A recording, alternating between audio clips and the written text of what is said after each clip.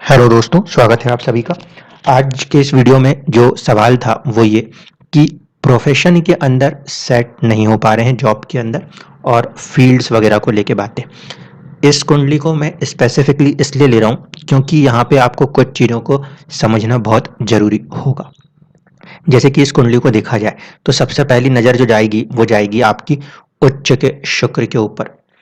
शुक्र उच्च राशिस्थ भी हैं और दिशा बली भी हैं। डायरेक्ट उनके पास एक डायरेक्शनल स्ट्रेंथ भी मौजूद है। चंद्रमा भी यहाँ पे डायरेक्शनल स्ट्रेंथ को लेकर बैठे हुए हैं। ठीक है, शुक्र अगर केंद्र में हो और उच्च राशिस्थ हो तो उससे माना जाता है मालव्य योग। यहाँ पे एक बात बहुत स्पेसिफिक पहले कर दूं, मालव्य योग सिर्फ शुक्र के उच्च हो जाने भर से नहीं बनता।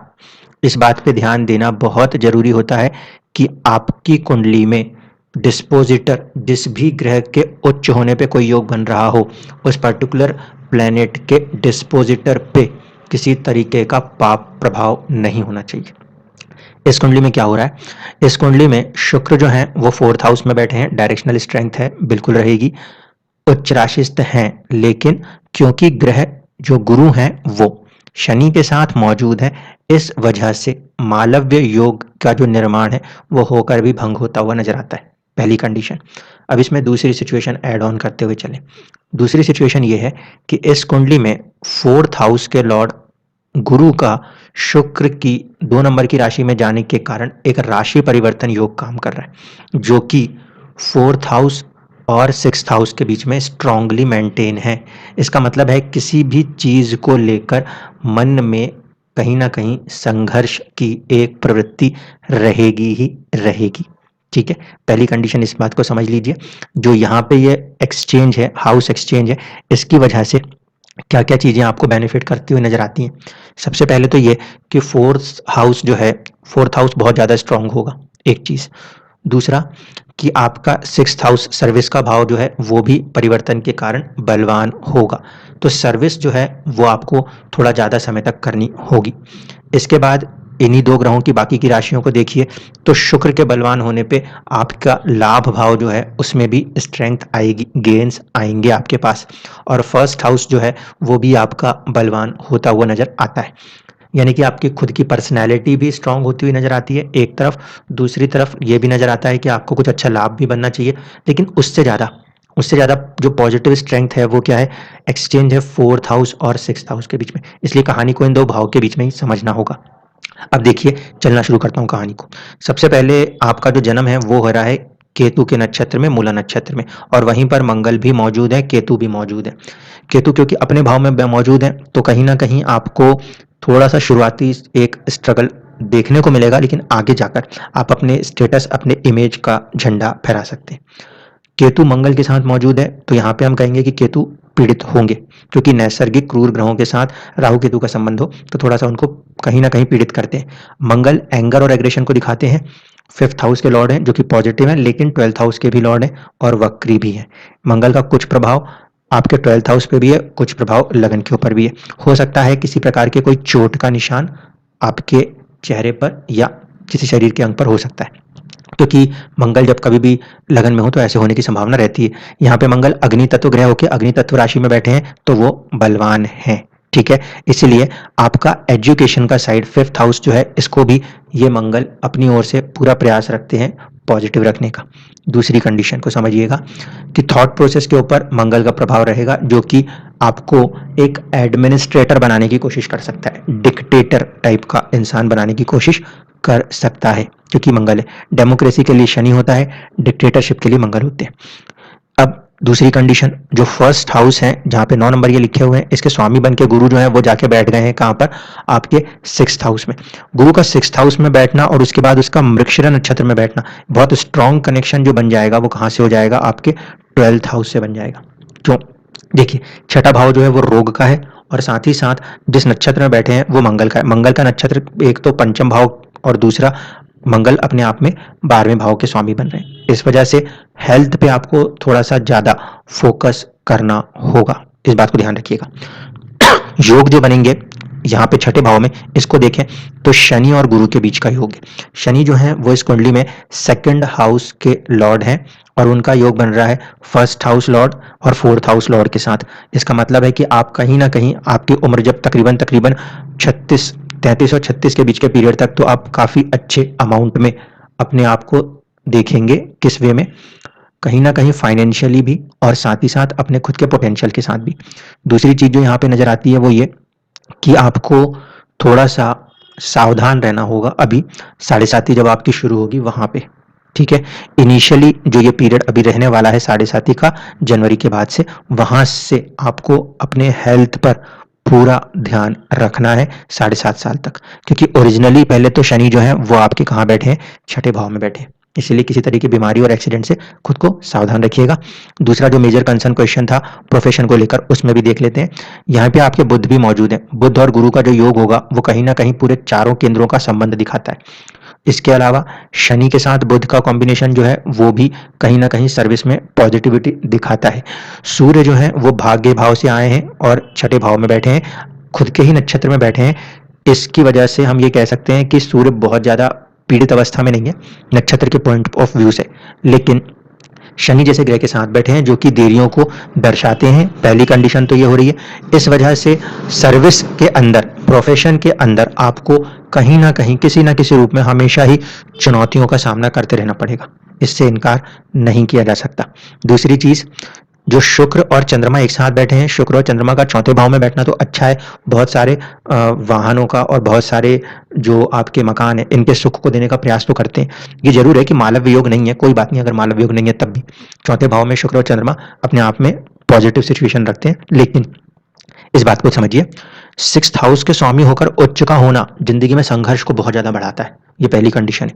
दूसरी कंडीशन क्या है कि चंद्रमा यहाँ पे अष्टम भाव के स्वामी है, तो इस योग को जब रीड कर रहे हैं ना तो इसको ऐसे रीड करिए, 6th हाउस जो है वो सर्विस का है, जिसके साथ चंद्रमा का जुड़ जाना ये बता रहा है कि सर्विस के अंदर भी कुछ डिलेज है खुशियों को पाने में। पहला कॉम्बिनेशन। दूसरा कॉम्बिनेशन जो है वो है कि शुक्र आपके लाभ भाव के स्वामी है। लाभ भाव से उनकी पोजीशन देखिए तो वो कैसे बैठे हैं? छठे होकर बैठे हुए हैं, ठीक है। और वो भाव अगर शुक्र से गिनेंगे तो 8वां हो जाएगा। चंद्रमा का 11th हाउस लॉर्ड के साथ आना ये दर्शा रहा है कि आपको जो एक अर्निंग आप चाह रहे हैं, जो लाभ आप चाह रहे हैं, कमाई के मामले में जो आप चीजें देखना चाह रहे हैं, उसमें भी कहीं ना कहीं डिले है। और मेरे हिसाब से शुक्र और चंद्रमा को लेके बोले तो 25-26 साल की उम्र के बाद एक अच्छी अर्निंग्स की तरफ पहले आप बढ़ेंगे। एक कंडीशन ये अब यहाँ पे देखने को मिल सकती है। अब मैं आता हूं परिवर्तन को लेकर। जब परिवर्तन करेंगे तो यहाँ पे आपके गुरु आके बैठेंगे और गुरु अगर साथ में हो जाए तो गजकेसरी का फॉर्मेशन हो जाएगा। शुक्र जो है वो परिवर्तन करेंगे तो कहीं ना कहीं उनका संबंध शनि से भी बनेगा और बुध से भी बनेगा।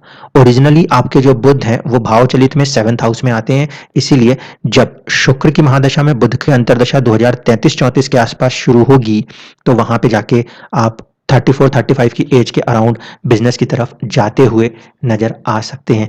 उसके पहले तक आपको किसी भी तरीके से सर्विस के अंदर रहते हुए दिखाई देते हैं। अब प्रभाव को समझ लीजिए। 5th हाउस का लॉर्ड है और यहाँ पे आके बैठे हुए हैं लगन के अंदर, और वो भी अग्नि तत्व राशि में बैठे हैं, इसलिए पॉजिटिव है। तो ये सिचुएशन, दूसरी कंडीशन, यहाँ पे इन दो ग्रहों की, शुभ ग्रहों की आपके 10th हाउस के ऊपर दृष्टि, ये आपको कोई पद दिलवाने की भी कोशिश करेगी। तो यहाँ पे शुरुआत जो है वो इस तरीके से हो सकती है कि किसी बड़े जॉब के लिए आपको ट्राई करना चाहिए। बर्थ प्लेस को छोड़ने की जो मैंने बात कही थी उसका रीजन क्या है? एक तो आपके केंद्र भाव में राहु केतु मौजूद है और मंगल की चौथी दृष्टि जो है वो पड़ रही है सीधे सीधे आपके 4th हाउस के ऊपर, इसलिए प्लेस चेंज करके आपको लाभ बनता है। और जहां तक चीजें मुमकिन है वो कहीं ना कहीं इस साल के दिसंबर के आसपास से आपको कुछ पॉजिटिव सपोर्ट बनते हुए दिखाई देंगे, ठीक है। एक चीज तो ये हुई। अब हम पहले नवांश पे चलते हैं और फिर दशमांश के अंदर चलेंगे, क्योंकि प्रोफेशन है तो दशमांश को ज्यादा बेटर तरीके से देखना होगा। नवांश की कुंडली में अगर बात की जाए तो जो शुक्र वहां पे उच्च राशि हुए थे वो शनि की राशि में चले गए हैं नवांश के अंदर। चंद्रमा भी शनि की राशि में मौजूद है। इस बात का तो क्लियर इंडिकेशन आ रहा है कि शुक्र और चंद्रमा जो है आपके ओरिजिनल लगन कुंडली में बाय द लक किस्मत के द्वारा कहाँ पे कनेक्ट होंगे? वो कनेक्ट होंगे आपको धन देने के लिए। तो शुक्र की दशा आपको धन तो देगी, ठीक है। दूसरी चीज कि क्योंकि 10 नंबर की राशि आ रही है, मतलब शनि का तत्व आ रहा है, तकरीबन तकरीबन 30 और 36 के बीच के दरमियान वो चीजें बनेंगी। एक बात हो गई। दूसरी चीज जो यहाँ पे लगन देखने को मिल रहा है वो लगन 3 नंबर से बन रहा है, जो कि आपके ओरिजिनल लगन कुंडली का कौन सा भाव बनता? कहीं ना कहीं आपका 7th हाउस बनता, ठीक है। अगर 7th हाउस बनता है इसका मतलब है कि संभावना बहुत ज़्यादा रहेगी आफ्टर मैरिज आपकी जो लाइफ चल रही है उसमें बहुत ही ज़्यादा 180 डिग्री का पूरा चेंज देखने को आपको मिल सकता है। ठीक है, इसलिए पॉसिबिलिटी ये भी ज़्यादा है कि आप कोई पब्लिक फिगर बन सकते हो। बिजनेस से हट के कई बार पॉलिटिक्स की तरफ भी आपको ये चीज़ें खींच के लेके जा सकती हैं, क्योंकि लगन कुंडली में शनि के साथ गुरु और सूर्य का संबंध था जो कि सरकार से जोड़ने की कोशिश कर सकता है। 7th हाउस में राहु की मौजूदगी थी, 1st हाउस में केतु मंगल के साथ मौजूद है जो कि अपना झंडा फहराना चाहते हैं। इसीलिए दोनों चीजें मुमकिन है। पहली कोशिश यही होनी चाहिए कि आपको तकरीबन तकरीबन एज ऑफ 33 तक कम से कम सर्विस के अंदर रहना है, उसके बाद आप वहां पे शिफ्ट करेंगे। अब वो क्यों होगा उसको भी देखते हैं। दशमांश सीधे वहां पे लेते हैं। नवमांश में हमें जरूरत थी आपके शुक्र चंद्रमा की, जिनकी अभी दशा चल रही है, जो कि कहीं ना कहीं शनि के अधीन है। ठीक है, आपकी किस्मत के स्वामी सूर्य हो रहे थे, वो भी शनि के अधीन ही है, 11 नंबर की राशि में बैठे हुए नजर आते हैं। अब दशमांश की कुंडली में सबसे मेजर फैक्टर काम कर रहा है। यहाँ पे हम आए तो यहाँ पे हम देखते हैं कि देखिए 11 नंबर की राशि यहाँ पे बन रही है और इसके स्वामी बनेंगे, एक तो बनेंगे शनि, एक बनेंगे राहु। तो जो फैक्टर है शनि की तरफ वो जा रहे हैं नीच राशिस्थ हो रहे हैं। इसीलिए इनिशियल स्ट्रगल्स रहेंगे और इनिशियल स्ट्रगल्स के बावजूद भी कहीं ना कहीं 50 से 60% प्रोफेशनल लाइफ के अंदर चुनौतियां हमेशा बरकरार रहेंगी।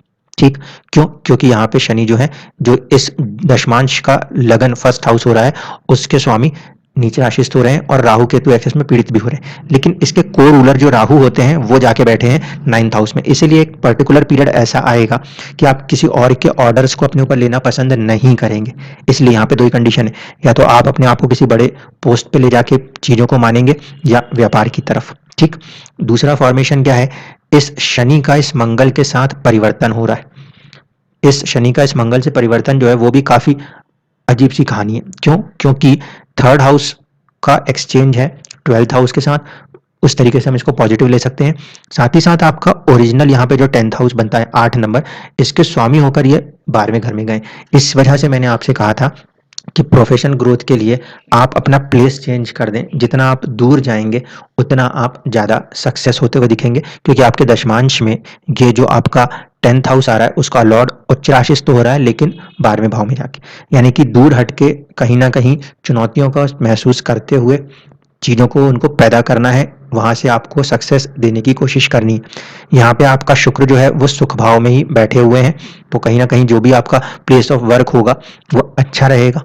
प्रोफेशन आपने जो है कहीं ना कहीं बताया था कि कमीशन वर्क्स और इन चीज़ों के साथ जुड़े हुए हैं, तो शनि 2 नंबर की राशि में बैठे हैं। वेल्थ मेकिंग वाले किसी भी तरीके के काम से आप जुड़े हुए हो सकते हैं। दशाओं के फैक्टर्स के अंदर भी आप देखें तो शुक्र जो है वो अपनी पूरी दशा के अंदर आपको 2036 तक सुख प्रदान करने की कोशिश जरूर करेंगे, लेकिन जो इनकम है उसमें डिलेज रहेंगे इनिशियली, और कहीं ना कहीं आपको उस चीज को पहले मेंटली लेके चलना पड़ेगा, क्योंकि दशमांश में जो शनि है वो नीचे राशिस्थ हो रहे हैं, तो कई बार आपका काम के अंदर से मन उचटने जैसी स्थिति भी बन सकती है। इस समय आप पूरी तरीके से शुक्र और चंद्रमा की दशाओं से प्रभावित हैं, जो कि कहीं ना कहीं एक विलासिता का पूरा थॉट प्रोसेस देती हैं। लेकिन इस बात को ध्यान रखते हुए चलिए कि यहाँ से जो इसकी प्लेसमेंट है, इसका मतलब है कि आपको अपने अर्निंग्स के लिए जो संघर्ष है वो कम से कम एज ऑफ 25-26 तक देखने को मिलेगा। उसके बाद आपको एक अच्छी अर्निंग्स मिलना शुरू होंगी, और कहीं जाके 28वें साल के आसपास हो सकता है कि जो केतु के साथ आपका मंगल मौजूद है ये आपको किसी बड़े पोस्ट पोजीशन या खुद का कुछ स्टार्ट करने का थॉट प्रोसेस दे। जहां तक पीरियड की बात बन रही है वो 2025 में आपके ऊपर दशा जो रहेगी वो रहेगी शुक्र और राहु। एक कंडीशन, यहाँ पे राहु जो है वो व्यापार को देने की कोशिश कर सकते हैं, पार्टनरशिप्स को देने की कोशिश कर सकते हैं, या फिर पॉलिटिकल ग्राउंड्स पे खड़े होने के लिए फोर्स कर सकते हैं। दूसरा जो मेजर कंडीशन बन रही है वो बनेगी आपकी शुक्र की महादशा में बुध का अंतर, जो कि तकरीबन तकरीबन 2034 एज ऑफ 33-34 के आसपास आएगा। क्योंकि बुध की जो प्लेसमेंट है वो भाव के हिसाब से 7th हाउस को ले रही है, वहां पर भी आपको व्यापार या अपना खुद का कुछ स्टार्ट करने की सिचुएशन बनती हुई नजर आ सकती है। जिस तरीके की ये कुंडली है, यहाँ पे एक सलाह तो ये होगी किसी भी तरीके की गवर्नमेंट जॉब की तरफ पहले मूव ऑन किया जाए। हो सकता है कि वो जॉब आपके लाइफ के अंदर कुछ ऐसे फॉर्मेशंस दिखाए जो आपको किसी हाई एडमिनिस्ट्रेटिव पोस्ट की तरफ लेकर जाती हो। ठीक है, तो यहाँ पे ये जो योग है भले वो मालव्य योग नहीं बने, लेकिन जो ये उच्च के शुक्र हैं उस हिसाब से आपके लाइफ स्टैंडर्ड को मेंटेन रखने का प्रयास करेंगे। बात पे बहुत ध्यान रखिएगा। जो 7.5 चलेगी जनवरी के बाद से, उसमें आपको कहीं ना कहीं पहले बहुत ज़्यादा अपने हेल्थ पर फोकस रखना होगा। धन्यवाद।